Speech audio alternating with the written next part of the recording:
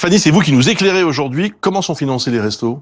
Eh bien, grâce majoritairement, vous allez le voir, à la générosité. Principale ressource des restos, ce sont les dons et les subventions. Regardez cette répartition pour l'année 2019-2020. On a choisi de regarder la situation avant la crise Covid, qui était plus révélatrice. On le voit, plus de la moitié des ressources des restos du cœur provenaient de la générosité du public, les dons, le mécénat, etc. Quasiment un tiers des ressources des restos venaient de subventions, y compris des subventions de l'Union européenne, par exemple, mais aussi d'autres aides publiques. Et puis ensuite, il y a aussi la générosité des fans des Enfoirés, ces artistes qui soutiennent les Restos du Cœur et qui avoisinaient à cette époque, 2019-2020, près de 10% de ces ressources qui sont nécessaires au fonctionnement des Restos du Cœur. Près de 10%, c'est un peu moins que les années d'avant. Par exemple, on a en tête ce chiffre de 17% en 2009.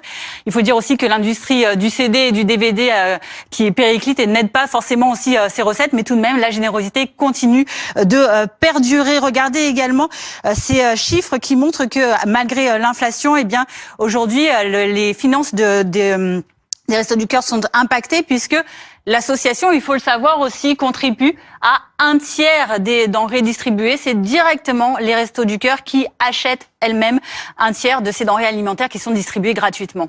Qui sont les bénéficiaires des Restos du Cœur ?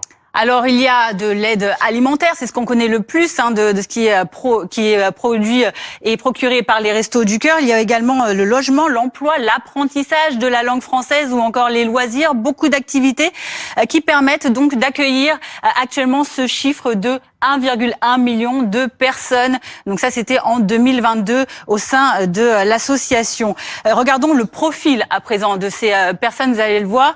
Il s'agit majoritairement d'une population de plus en plus jeune puisque la moitié des bénéficiaires ont moins de 25 ans et surtout, regardez, près de 110 000 sont des bébés de moins de 3 ans. Une population également qui est de plus en plus isolée puisque 45% des bénéficiaires sont des personnes seules et que un quart des bénéficiaires sont des familles monoparentales et dans ce contexte, ce sont majoritairement les femmes qui ont également le plus besoin des Restos du Cœur. Et puis, les bénéficiaires ont également majoritairement une situation précaire face à l'emploi.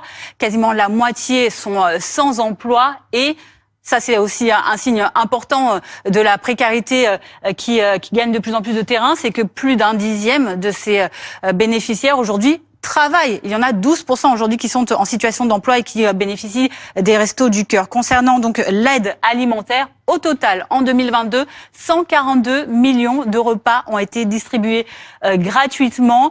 Et le président de l'association rappelait encore hier que rien que pour cette année 2023, on en est déjà à 170 millions alors qu'on n'a pas fini l'année. Preuve que les demandes sont en train d'exploser. On est donc bien loin des 8 millions de repas qui avaient été distribués la toute première année d'activité des Restos du Cœur en 1986.